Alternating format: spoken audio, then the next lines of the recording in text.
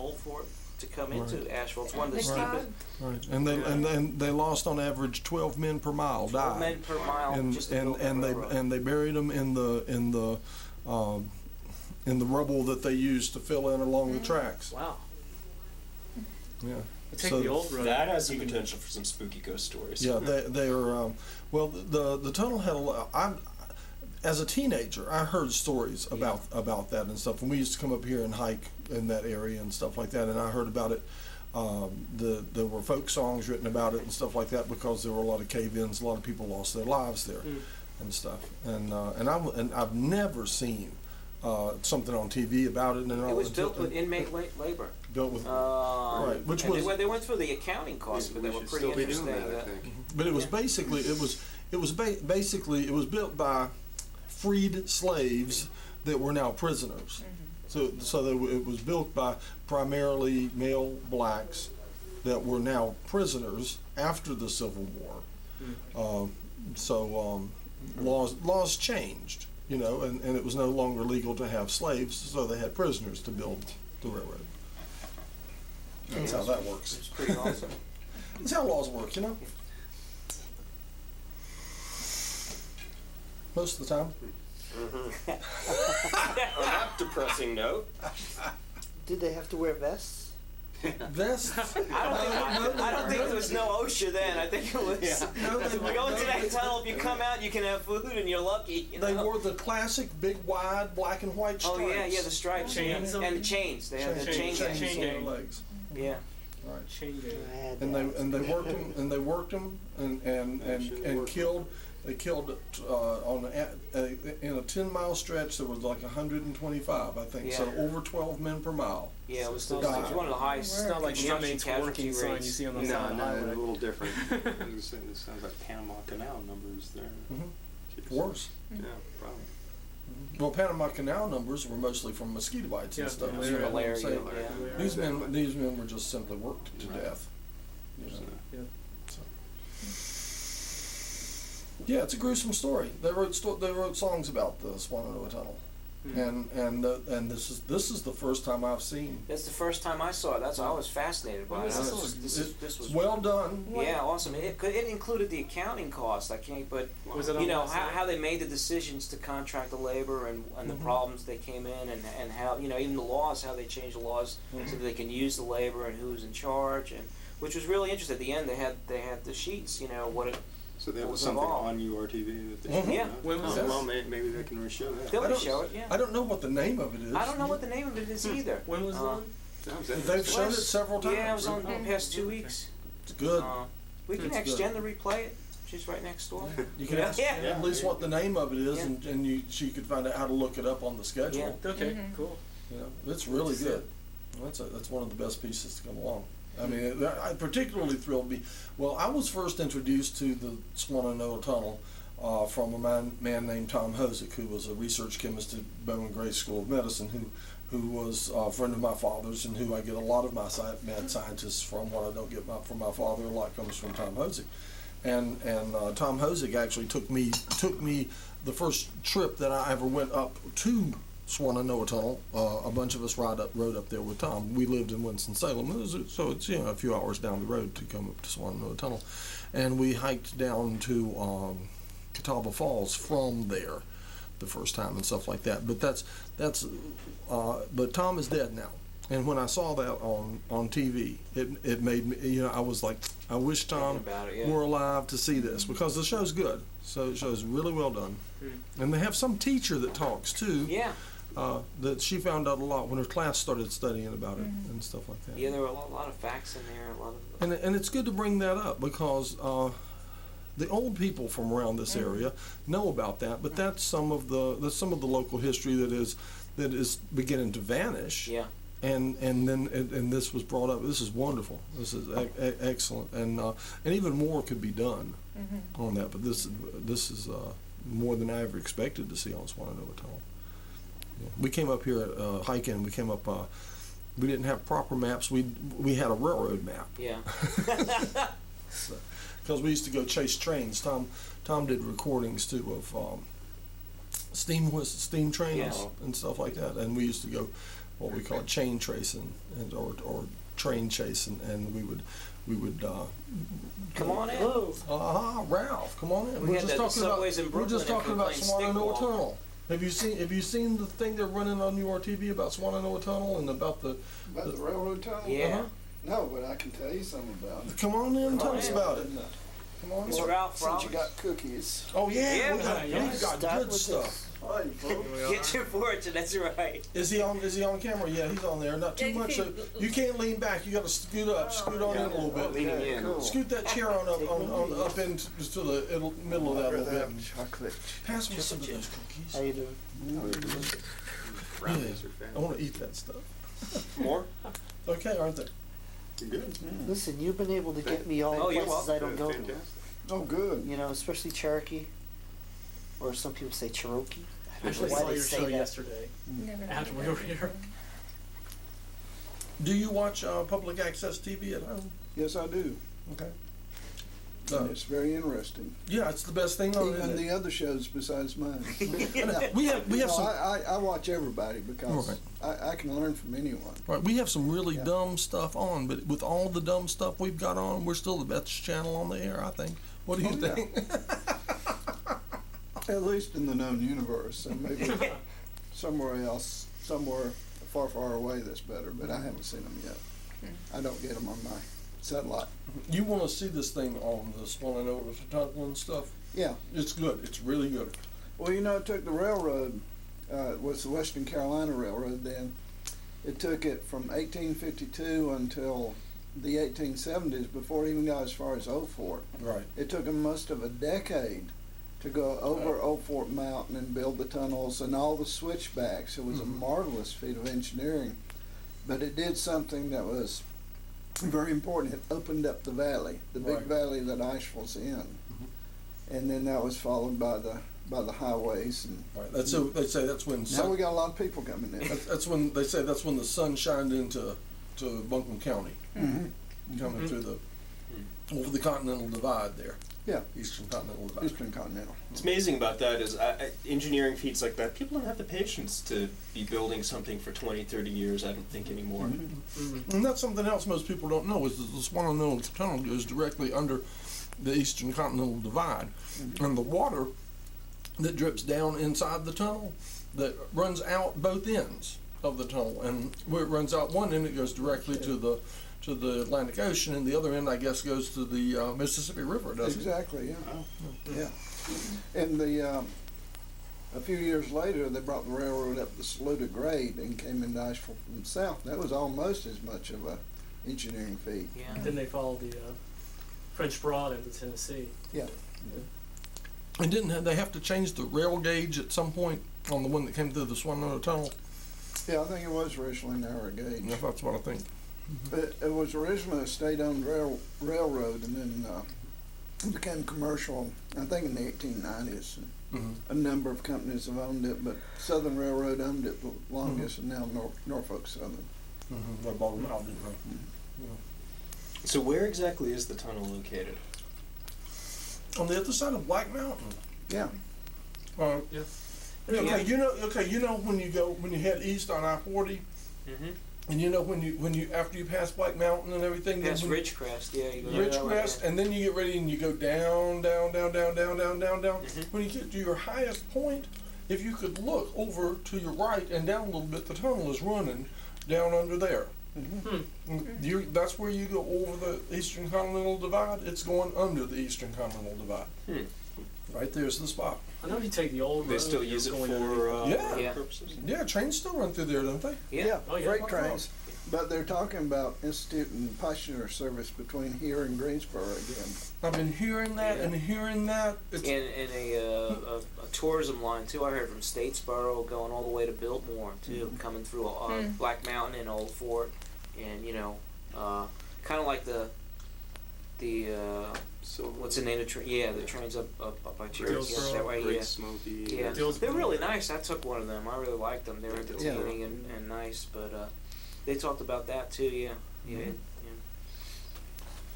The Black Mountain Railroad Station that's currently there would not work though because current regulations it's a foot shy of the current regulations, so they'd have to build a new terminal, they said, or something. I was talking, there was a woman working in the art store there one day, and we were like, yeah, well, they could just open this up, and they're like, train comes a foot, the track, we can't do it. It's not the engineering feats, it's those type of feats. It's the zoning, the zoning said that right now they couldn't bring a train close to that because it's 1 foot too close to the tracks or something, but the regular trains go through there. It's been an arts center though since the 70s. I don't think the railroad owns it anymore. As a matter of fact, 1976, I took a course there on how to become a writer, and I got published while I was still taking the course. I was the only one in the class that did. In fact, I was the only one in the class that finished. But I wrote a few words since then. Yeah. Well, that's good. Valedictorian. There you go, of your class. Right, your class. Here, you don't have a cup. Will you find him a cup for some tea? See if is there another box there? Because there's other cups. There's another box with cups in it. The Magnavox box. Yeah. Oh, we can't say names. Yes, there is. You just did. Yeah. Get him a What's stall search. SGA, Joe? Student Government Association. There you go. Fix him up. I'm actually a graduate of AB Tech. Are you? I graduated in 1967. Wow. In fact, when they had the 40th anniversary a few years ago, I was the student they invited to speak. That one's empty. One's empty? It was the nearest thing to students that ever came Large out one. there. So Can you pour? I enjoyed it. Got a pair of Is this- bookends. I'm the current student government president. I was vice president last year, and it's a great college. It's And I was going Does it there look was right? only 3 buildings. A, B, and Not C. You real were there with the strong, A, B, and but C it's- before Ray Yeah. Bailey brought it up. That's not Yeah. bad. That's not bad. That's a Yeah, nice I've known Ray Bailey forever. He was, Yeah. thank you. He's can't say enough good things about him. He's Yeah, just shame fantastic. Shame he's retiring. Yeah, he's it's been a pleasure just to even meet with him and know him and just, and How sweet it is. It's a decent cup of tea, isn't it? Yeah. It is. You have different tea every day.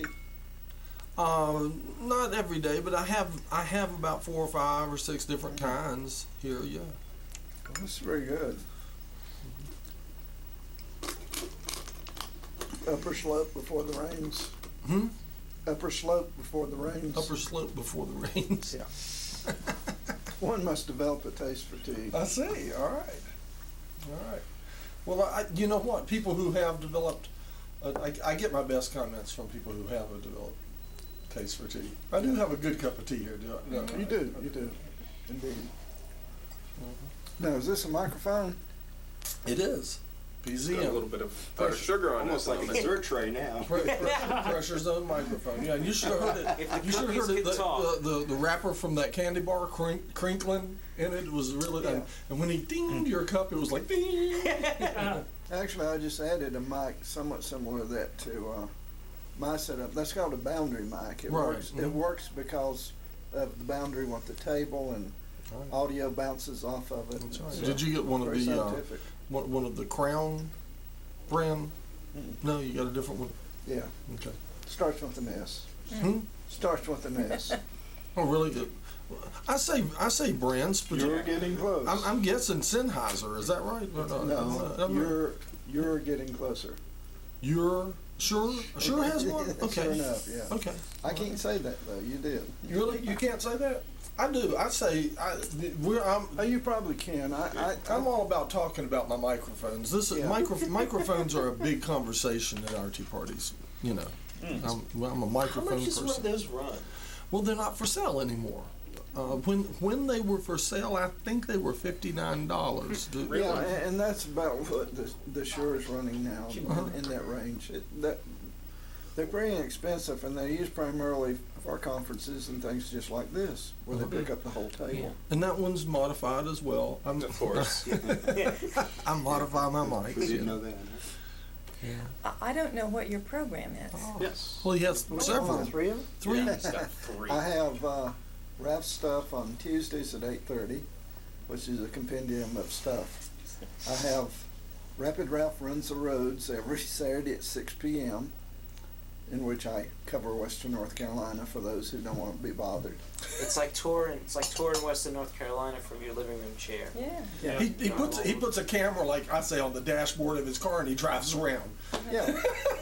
Well, it's a special amount, but yeah, it's essentially that. And then at 8 p.m. on Saturdays, I have Tex Ralph's Westerns, which features one of the glorious B Westerns of yesteryear every year.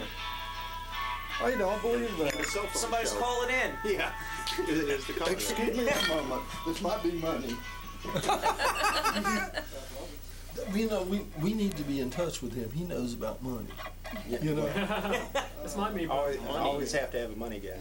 Yeah, he sold DVDs of Rapid Ralph Runs the Road. Yeah, right? Yeah, they were available. That's okay. That was my wife. I said, I'm on TV. She said, when aren't you? If it's your wife, that could be anti-money sometimes. So I do have a brag, and it's okay to brag if you do stuff. My dad told me it's all right to brag, son, if you can actually do it. That's right. That's So, good. I Tex believe Ralph's it. Westerns is now on the Internet Movie Database. Is it? Right. I think I'm the first show from URTV to make that. Wow. Okay, now how did you get? Did you set that up? Yeah, you can submit it, but unfortunately now didn't Internet put a Movie- codicil to that imdb.com, the Internet Movie Database, the ultimate database for anything about movies or TV. But they won't accept public access TV programs. But they did yours. Well, yeah, because mine are sold commercially now on DVD. Uh-huh. So you got to go DVD, but then you can get listed. Uh-huh. So these are these old westerns. Yeah. Okay. Gene Autry, Roy Rogers, Luke Gibson. Now, what's the process? Do you do commentary about the westerns, or I haven't seen it? So I'm the it's- host. I introduce them, and then we play the western. And so are these just in public domain? Yes. Okay, and so But then, there are hundreds of movies in public domain, thousands sure. of movies in public domain. And so with that public domain, then you've made a show in trying to reintroduce the public Right. that might not be Yes. aware of it. Mhm. Okay. But he's brought on some big stars too. Yeah. On that. Yeah, my dad likes to watch that. They're fun. Years ago, back in the 80s, I edited a national tabloid called the Sagebrush Journal, which was about the B Westerns and B Western stars, and I got to meet and actually interview a lot of them that were still alive at the time. Was this? Big names. Oh, you interviewed him for literary. Yeah. Yeah, you didn't For have, print. you didn't have video cameras back then. Alas, no. What a shame that doesn't exist. Oh, that would have been great. Yeah. Maybe you can help me. About 10 years ago, I had a gentleman that I'd worked with. He was a victim of a property crime, and he was a B Western. He had the slogan, it's like, I think, aim low, they might be crawling, or something. Does that... Sounds Yeah, useful, but Yeah, I've never, he shook hands, but he almost like a pincher, just his trademark, I guess. was But he here in Asheville? no, he was back in Hollywood, California. But he was, I guess, apparently did a lot of Autry type shows, and supposedly did 80 to 100. But that was one line that I think made him really famous. But I I'll can't have remember. to research that. Yeah, but it was like, aim low, they may be crawling. But You don't have Gene Autry, do you? Yes. You do. You have Gene Yeah, there are a Autry. lot of Gene Autry movies now that It was public wonderful. domain. Okay. And Roy Rogers. all Have the you big been names. showing Gene Autry? Several. Okay, well maybe that's what I've been seeing and not realizing that I'm seeing Gene Autry. Is he wears kind of a extra tall hat? Is that true Big or not? tall No, that's hat. Tim McCoy. Okay, that's what I was thinking. Tim I'm not McCoy has the biggest hat in the known universe. seeing, okay, I'm not seeing the Gene Autry then. I've not been catching that for some They're reason. on there. The Man from Music Mountain is one I have. That's Gene Autry. Oh, Susanna. There's several. Okay, yeah. I have a But Gene there are Autry 6 story. Do you? Yeah, I do. All right, let's actually. hear a Gene Autry This story. little Gene Autry story. Well, I have two, but I'll tell one. Well, yeah, okay. Used to live in Southern California, and family had season tickets to the California Angels, now the Anaheim Angels of Los Angeles. But obviously, Gene Autry had owned them, and when I was I was probably 15 or 16. I'd put up a huge banner. It was near the end of the season, and there were a couple. There was a gentleman named Jimmy Reese. He used to be a master of the fungo bat. He was like 80 years old, and he would go out and hit line drives to the players for fielding practice, and I mean, he could put it anywhere you wanted, bam. Well, it was his birthday, and I think like Rod Carew's, and so my brother and I, we had spray painted the sign and hung it up, and I mean, it was one of the longest sign I'd ever seen in Anaheim, but went around the deck of the like club level in Anaheim Stadium, and so like happy birthday Jimmy Reese and Rod Carew. And about midway during the game, an usher came down to me and actually said, excuse me, was that you that put up the sign earlier in the day? And I said, well, yeah. I thought, oh, geez, I'm getting booted because, sometimes they aren't real thrilled with that. But actually, he said, well, I have a photo here. Mr. Autry just wanted to thank you. And he's autographed a photo to say, thanks for your patronage, I guess. So I was impressed. Because he owned the team. Yeah, he owned the team, and he was up always drinking like Bloody Marys and stuff. And so he was pretty happy. He was like, hey, give him a photo. But it is suitable for framing, and I still have it. Oh, but, good. See, you should have brought that for show and tell. That would have been great. Yeah, maybe if I'm ever invited, we'll dig that out. And then I have that's the positive story. Then I have a negative story. My mom one time in Topeka, Kansas. She was a huge Gene Autry fan. She said that's all we had to do in Kansas was go to the movies, and so she'd go and they'd have, I guess, probably twin bills or things, which it's past. I'm not quite into that, but she said one day, I guess Gene Autry had come to town, and so she was so excited, and she just figured, oh yeah, he's gonna do one of the running stunts and jump on the horse and everything, and she went there and she said, oh boy, he was like Fat Russ. And so, just disappointing. Just wasn't the Gene Autry she thought. But anyway, he's still a good guy. Right. Well, God rest his soul. We age. Yes.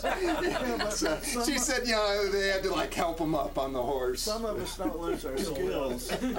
Leish LaRue was a guy dressed in black that had the bullwhip. That was in the movies, made quite a few of them. And I interviewed him. He was in it. He was pushing 80 then, I'm sure. And he drank a bit. Okay, he drank a whole lot. But he still liked to show off his bullwhip. And I interviewed him once, and he asked me to put a cigarette in my mouth. And he would flick it out with his bullwhip. And I said, I don't smoke. Although I did at the time, I'd suddenly given it up. But some fool there did do it. I've got a photograph of it. And that old man, that shaky old man who was drunk, flicked it out without any problem whatsoever. He was good. He still had those skills. But 81, that's a different story. Yeah. Yeah, I think you have Leish LaRue too, don't you? Don't you have movies with Leish LaRue? I don't have any Leish LaRue. Because I thought I heard you found any yet. Oh, okay. Because I thought I heard that mentioned in one of your promos or something. You mentioned Leish LaRue. I mentioned him as one of the big Western stars. Okay, but he's not. You don't have any yet, huh? No. Okay. Now, where do you go to actually get the material for your show? How do you obtain that? Mostly off the internet. There are a lot of places that offer the shows. You just got to do the research, make sure they're really in public domain. Right. And what's the is it like 27 years, and then they have a chance to renew, or how's that work? It's 28 years. That's more books, but movies, if they didn't put the copyright date in it, or if they didn't renew it in a certain time, and I think it was 28 years, it becomes public domain. But you can research the Library of Congress. You can actually log in there direct and see if a book or a movie or anything else that's copyrighted is public domain. Oh, so actually you can go to the Library of Congress and just check that and find out. You can do it online. Wonderful. I've been doing that for 30 years because I publish books and make sure that we look something for public domain books. Yeah, but you actually found some Three Stooges, which I thought all the Three Stooges were locked up in litigation. I think there's two that are not, and I'm trying to find a copy of the other one. I forget the name of it now. I've got it written down. But everything else is locked up in litigation, I hear. Oh, that's great. Wow. Which is crazy. So they can't do any Three Stooges right now. There's two, like he says. Apparently there are two, public but domain. all the others is, and it's probably a nightmare the litigation that they're Oh, locked right. up. Who's suing who over the Three Stooges? I mean, All the relatives of every Yeah. stooge. Their image, One of their the image is worth a lot of money. Stooges, Or 300 it's Stooges worth an now. incredible amount of money. Oh, look at yeah. Einstein. Right, you and can stuff. take you can just take a single still from a Three Stooges movie and blow it up to poster size and make a poster and sell it for a fortune. You make thousands and thousands of dollars off of one still out of one movie. Yeah. You know, easily. You don't need a money guy. You got it. Yeah, but it's against the law. From one of the domain We'll have to names. take stills at a tea party. Yeah. And it gets even more complicated. Of course, that's based on their image. They want to protect the image and use it. But for example, what point was I going to make? I had a great Edgar Rice Burroughs. Edgar Rice Burroughs wrote the Tarzan. You know, the Tarzan books, and a lot Yeah. of movies based on it. John Right. Carter, Mars. John Carter, Warlord of Mars, Yeah. yeah, all those I love. I wanted to republish Warlord of Mars, and I looked into it, and it's in public domain. I thought, I got it. I downloaded it. I got it all typeset, and then I got to reading that John Carter, Warlord of Mars had been trademarked. They can't copyright it anymore. It's in public domain, but you can't publish it if you use the actual name of the characters. Man, Wow, Oh, that's true. those are good books too. Yeah.